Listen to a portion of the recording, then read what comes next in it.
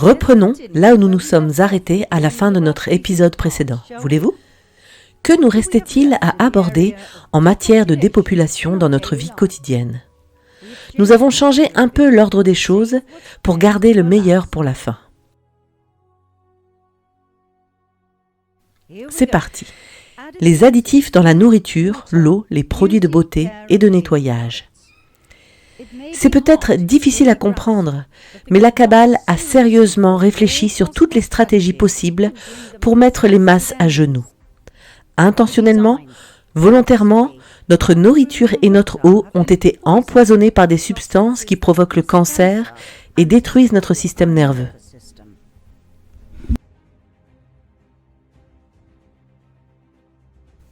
« 75% des réactions indésirables aux additifs alimentaires qui ont été rapportées à la FDA sont liées à l'aspartame. Ces réactions comprennent des maux de tête, des migraines, des vertiges, des convulsions, des nausées, des spasmes musculaires, une prise de poids, des éruptions cutanées, une dépression, une fatigue, une irritabilité, des complications de la vision, des attaques de panique, des pertes de mémoire et des douleurs articulaires. On considère que certaines maladies chroniques peuvent être déclenchées ou même aggravées par l'utilisation de l'aspartame. Par exemple, les tumeurs cérébrales, la sclérose en plaques, l'épilepsie, la maladie de Parkinson, la maladie d'Alzheimer, les malformations congénitales, le diabète et bien d'autres encore. Si vous souhaitez en savoir plus sur l'approbation insoupçonnée de la FDA, le rôle de Donald Rumsfeld et la propriété de Monsanto, faites vos propres recherches, il est assez facile de découvrir la vérité, surtout en partant de ces 3 pistes. De plus en plus de produits s'avèrent être magnétiques. Pourquoi ? Cela peut-il être sain ? Que diable est-il arrivé à ces produits ? Je veux dire, nous les ingérons. Quelqu'un a-t-il la moindre idée de ce que cela fait à notre corps et à notre esprit ?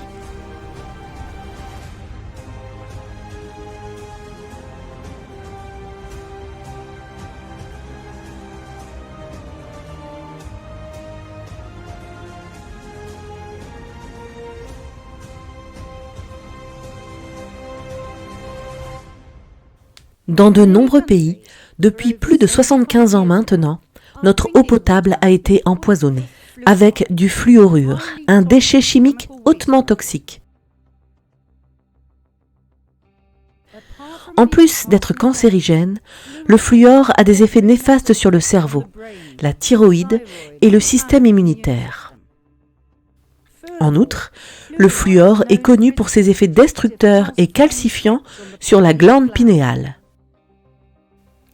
Comme la glande pinéale est connue pour améliorer la conscience intuitive des gens, on peut facilement comprendre pourquoi la Kabbale souhaite que nos consciences restent fermées et ne s'ouvrent pas.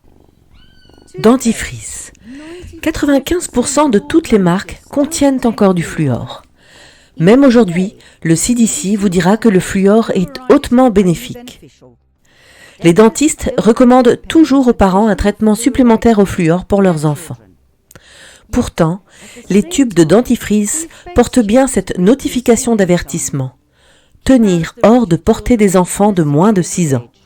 En cas d'ingestion accidentelle, demandez l'aide d'un professionnel ou contactez immédiatement un centre antipoison. Plus de 80% des cas de toxicité de la fluorine sont signalés chez des enfants de moins de 6 ans.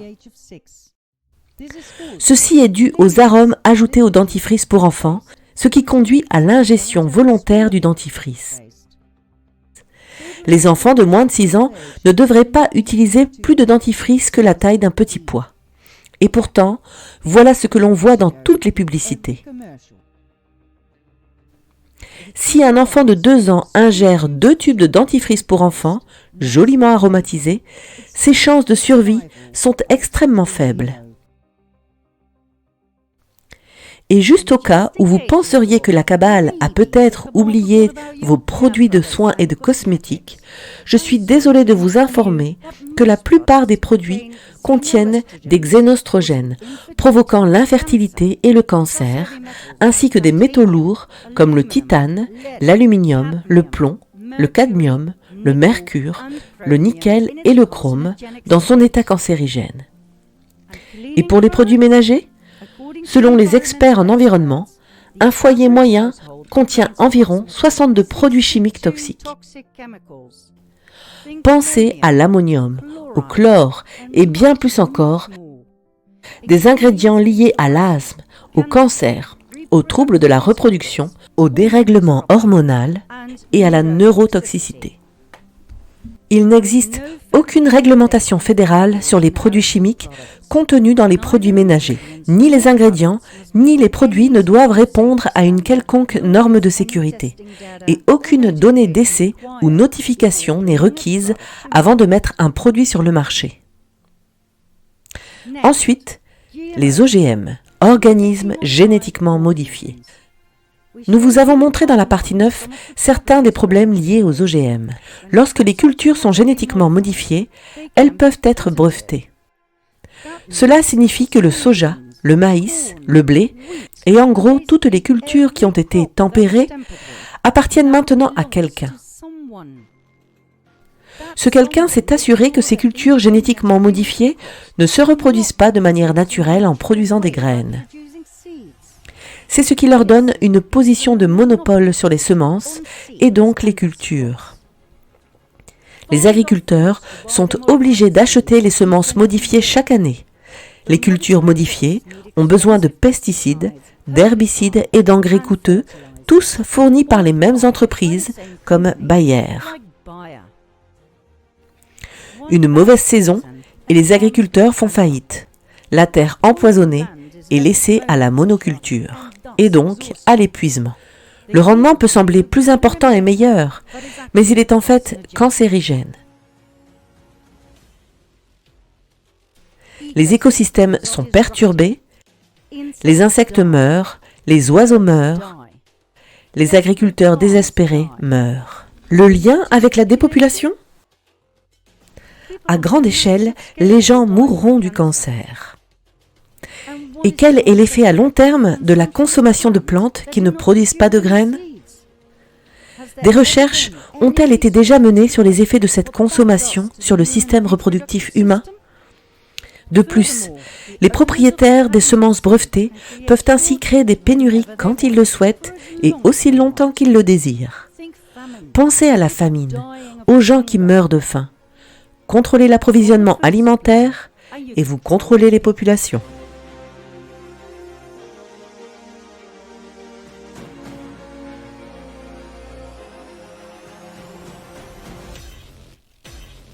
Ensuite, le planning familial.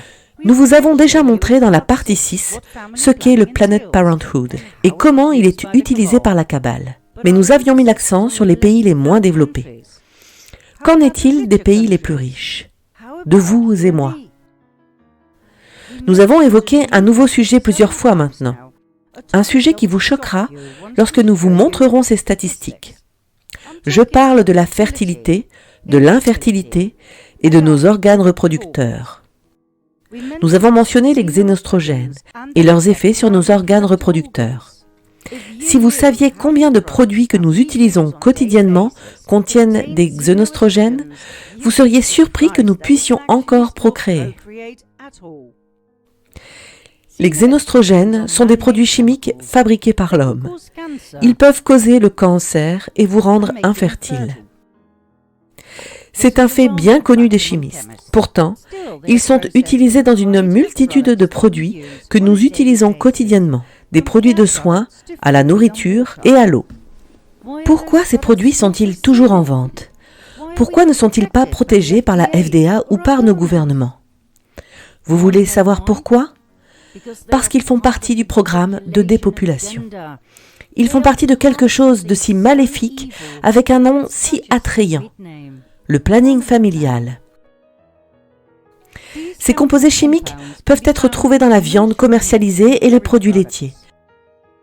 dans tout ce qui contient des pesticides ou des résidus d'insecticides, dans les additifs alimentaires artificiels, les emballages de fast-food, l'eau du robinet, les aliments transformés, les lingettes pour sèche-linge, les bouteilles en plastique, le plastique souple utilisé pour la pâtisserie, les tétines, les couches, les lingettes pour bébé, le maquillage, les shampoings, les après-shampoings, les déodorants, les matelas et les accessoires en mousse, les rideaux de douche en vinyle, les assiettes en papier, les jouets en plastique, les désodorisants d'ambiance, les bougies parfumées, les pilules contraceptives, les produits menstruels, les écrans solaires, les vêtements et couvertures en polaire, et même l'encre de vos tickets de caisse.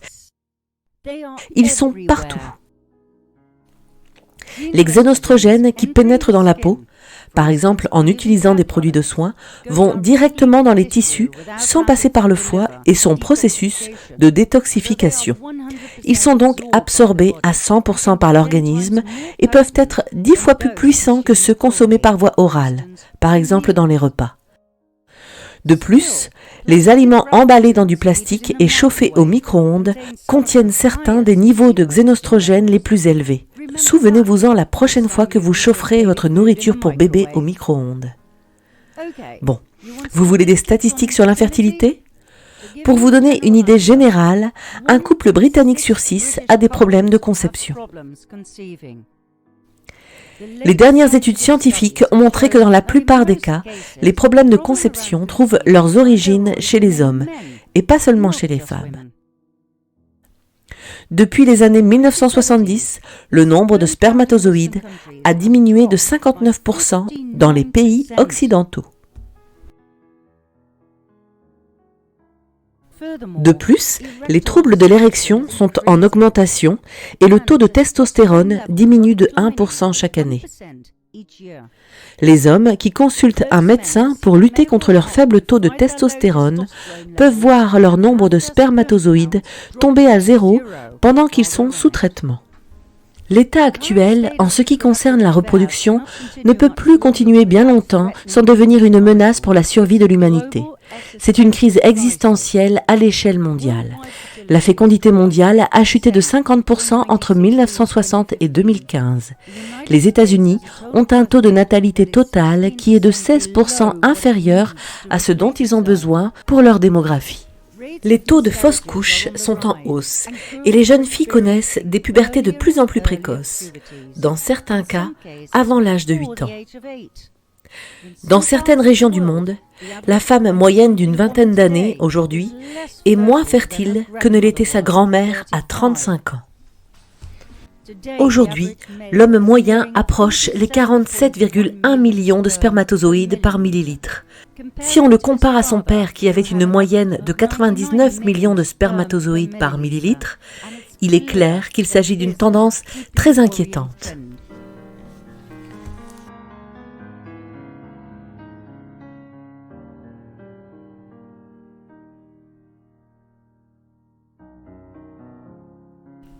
Il n'est pas étonnant que le marché des techniques de procréation assistée représente environ 26 milliards de dollars américains et qu'il devrait croître de 10 milliards supplémentaires au cours des 5 prochaines années. L'infertilité n'altère pas seulement la capacité d'un homme à avoir des enfants, elle augmente également son risque de mortalité. Selon une étude de l'université de Stanford, les hommes infertiles meurent plus jeunes. Les hommes dont la concentration de sperme est inférieure à 15 millions par millilitre ont 50% de chances supplémentaires d'être hospitalisés pour une raison médicale quelconque et une faible fertilité est liée à des taux plus élevés de maladies cardiaques et de cancer. Quel composé chimique merveilleux! Vous pouvez le mettre dans à peu près tout et il éliminera lentement toutes les bouches inutiles. Mais à lui seul, il ne suffit pas à dépeupler la planète une bonne fois pour toutes. Examinons un autre élément du planning familial, l'avortement. Nous avons déjà fait la lumière sur le Planned Parenthood et ses activités annexes illégales, comme la vente de parties du corps et d'organes de bébés. Souvenez-vous du nombre de bébés qu'ils avortent chaque année. En 2019, ils étaient près de 350 000. Et ce n'est que ceux de Planned Parenthood. Seuls 40% des avortements annuels sont réalisés par Planned Parenthood. Savez-vous quel est leur autre domaine de compétence? L'éducation sexuelle. Planned Parenthood est le plus grand promoteur d'éducation sexuelle aux États-Unis, sponsorisé par l'UNICEF, l'UNESCO, l'OMS et donc par l'ONU.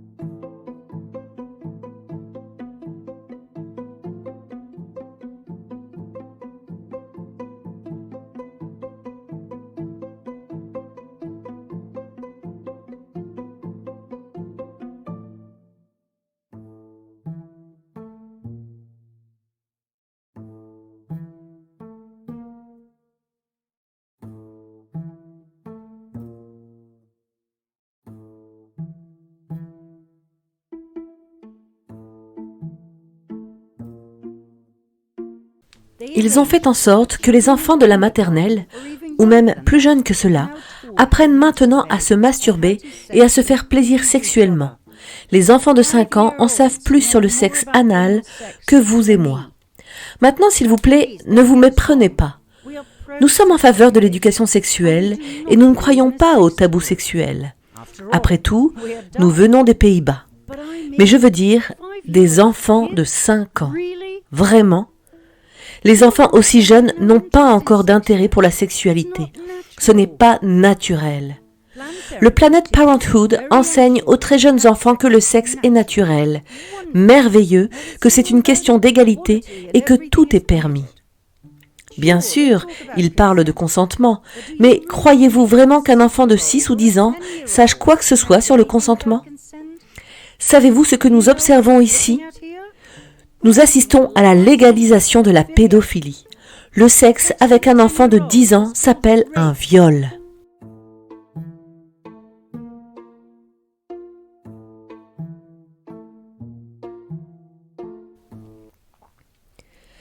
Si vous refusez de croire que tout ce mouvement a été mis en place pour normaliser la sexualisation et l'exploitation des enfants, nous devons vous dire quelque chose sur les Pays-Bas.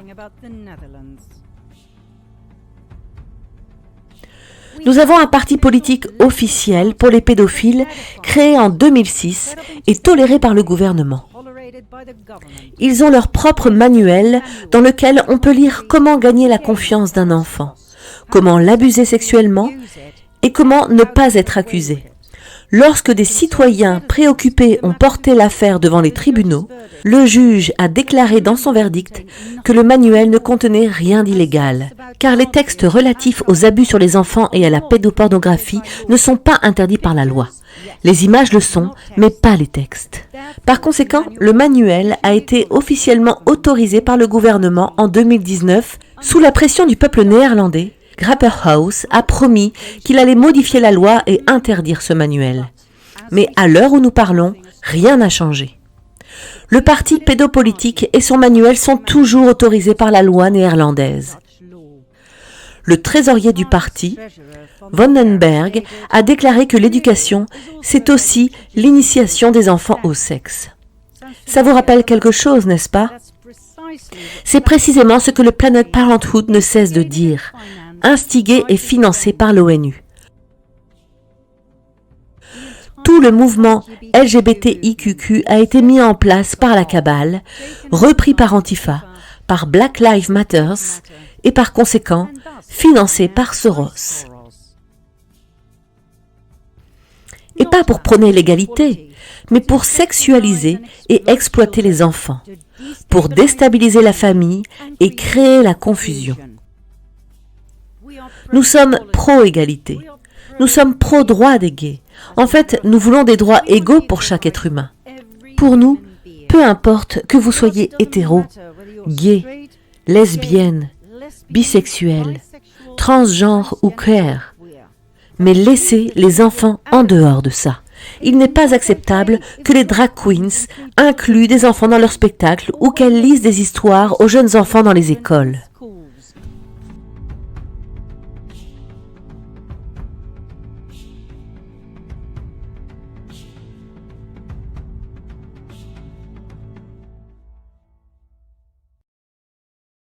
Literacy program. The goal is to get kids excited about books, and particularly books like gender fluidity and or about gender fluidity, and giving kids queer role models.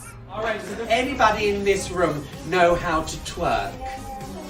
And then you just move your bum up and down like that, and that's twerking. Readings take place at libraries, museums, and other cultural centers in more than 30 cities across the country. Some are small affairs, but many, like the one in Washington, D.C., play to full houses. It's just really been obvious that there was a need for this in our community. The library partnered with the DC chapter of Drag Queen Story Hour to bring the family-friendly events to the nation's capital.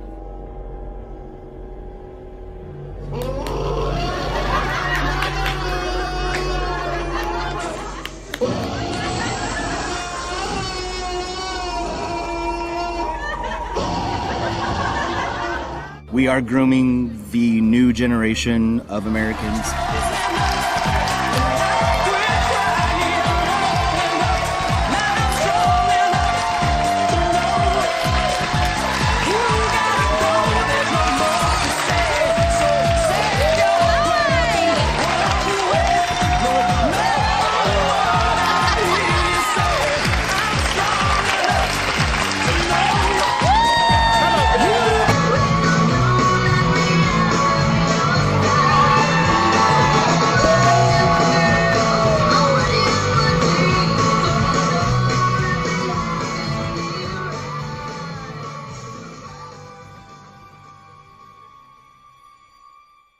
Lactatia is the devious diva you could ever think of. Hello, my name is Nemes. I am 9 years old and I am a drag princess named Lactatia.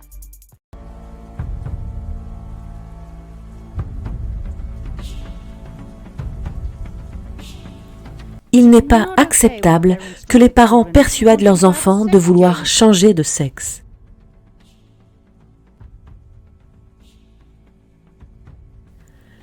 Dans des pays comme l'Australie et le Canada, vous pouvez aller en prison si vous essayez de dissuader votre enfant de changer de sexe. En effet, si votre petite fille rentre un jour à la maison et vous dit qu'elle veut changer de sexe, ne vous avisez pas de lui demander d'attendre quelques années de plus jusqu'à ce qu'elle en soit absolument certaine. Vous risqueriez jusqu'à 10 ans d'emprisonnement.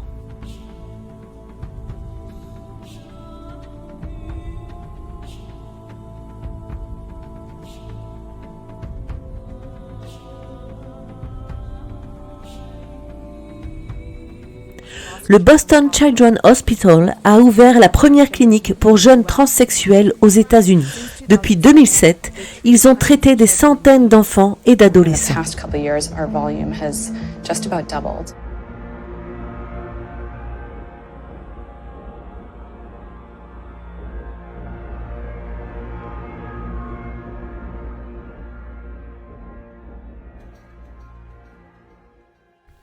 Oh, et au cas où vous penseriez que LGBTQ est un peu difficile à comprendre, le concept a été étendu et s'appelle désormais LGBTQIA+.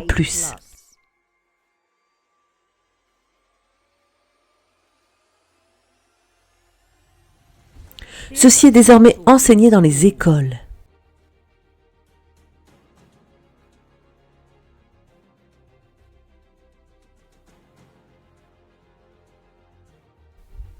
Des études récentes ont montré que de plus en plus d'enfants sont confus quant à leur identité sexuelle. Malheureusement, nous n'en sommes pas étonnés.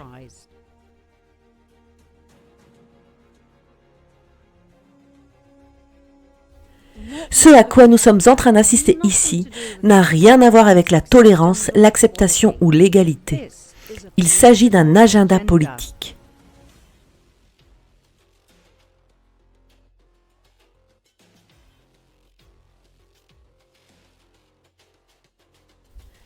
Vous percevez le tableau d'ensemble? C'est la planification familiale à son apogée. Détruire la famille et empêcher la procréation. De la dépopulation une nouvelle fois déguisée. Vous vous souvenez comment nous avons commencé cet épisode? Nous pensions vraiment que tout tiendrait dans la partie 15. Mais plus nous avancions dans nos recherches, plus nous découvrions de choses. Et à notre grand étonnement, plus nous avons été choqués de nos découvertes. Nous avons atteint la demi-heure cruciale et il reste encore 3 sujets à aborder. La dépopulation implique vraiment beaucoup plus que ce que nous pensions en commençant cette quête. C'est pourquoi nous vous invitons à nous rejoindre pour plus de folie dans la partie 16.